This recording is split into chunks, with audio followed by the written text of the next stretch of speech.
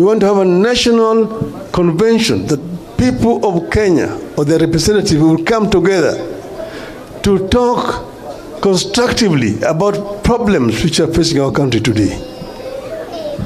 Kenya is at a critical juncture.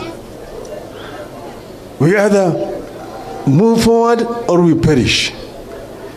Because we don't want to perish, we need that conversation.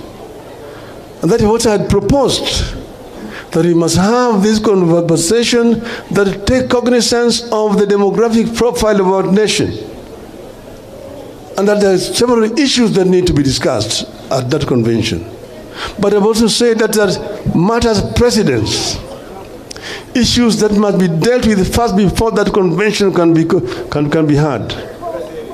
This includes, number one, compensation for the families of the victims of violence last year and this year. Two, paying of all the hospital medical bills of the victims of police violence of last year. Number three is a release of all people who have been arrested and are in police custody. Number four is the dropping of all the pending charges which are pending in courts. Number five is the sacking and prosecution of all police officers who have been involved in criminal violence against innocent Kenyans who are actually exercising their rights as enshrined in the Constitution. And then we said that once that has been done, then people will sit down and dialogue. And we've also actually come up with what that dialogue should be about.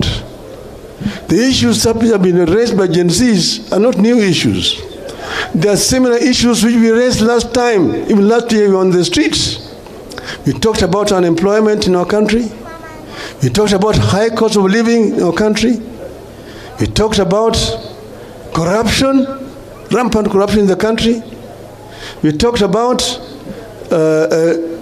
tribalism and ethnicity, discrimination in our country. And then we talked about management of debt in the country.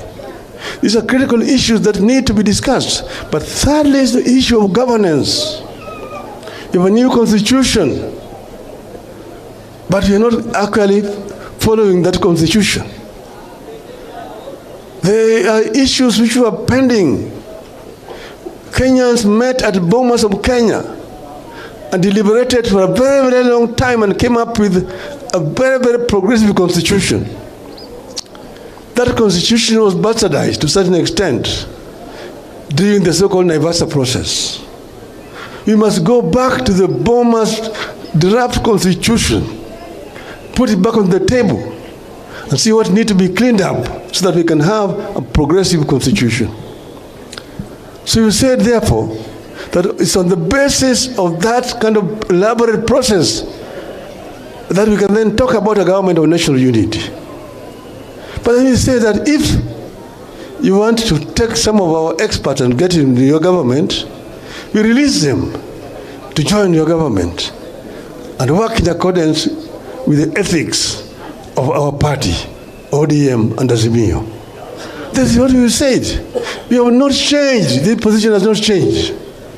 We said we want to see a new Kenya, and the people of Kenya are entitled to it. And that's why we said we agree with Gen Z in their demands.